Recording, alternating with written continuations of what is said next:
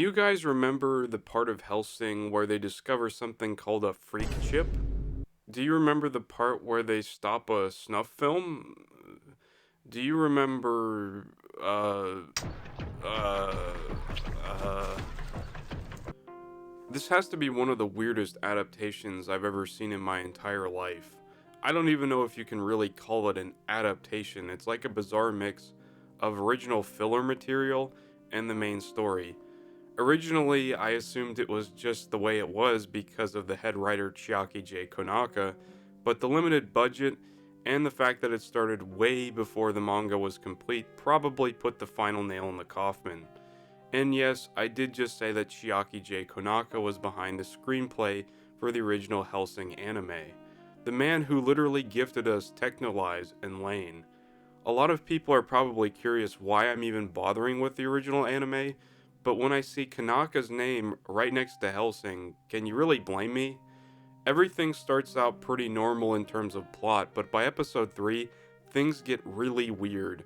A new plot point is introduced revolving around something called a freak chip, which basically makes people into fake vampires. Oh great, we're gatekeeping vampires now. This is the main plot point that weaves in between some of the original material. I feel like there's a bit too much stuff going on here. It wants to adapt the manga, but it also has to veer off into its own thing because they ran out of material. The tone of the show is also notably more serious, which is absolutely fine by me because I really don't like the comedy and campy aspects of the original. Konaka's writing works best when he focuses on darker and more psychological series. I can see that he's at the very least attempting to bring his own brand of writing into this series, which is pretty much known for being style over substance. Like at the end of the snuff film episode, you can see he's really trying to go somewhere with it, but it just ends up falling flat. Those aspects don't go as far as they need to be. Every time he starts to go somewhere with the plot, it's thrown out for something else, or it's trying to find its way back to its source material.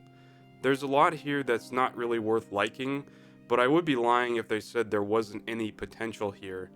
I think if you gave it a higher budget and more episodes, Konaka could probably flesh out something that was really good.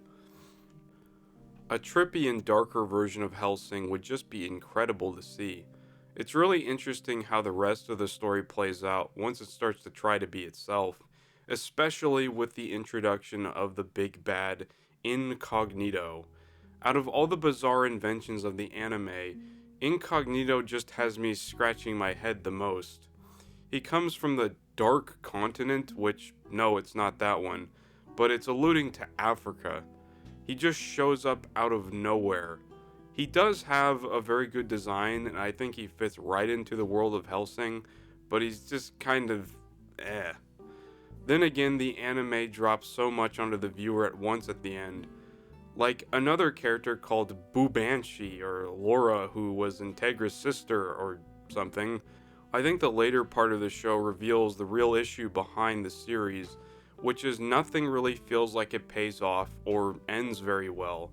Like the literal big bad of the series, even beyond Cognito, ends up being dealt with off screen.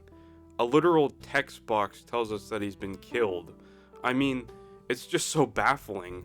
Part of me wonders if the people behind the scenes of the anime, including Konaka, kinda knew that they just screwed up.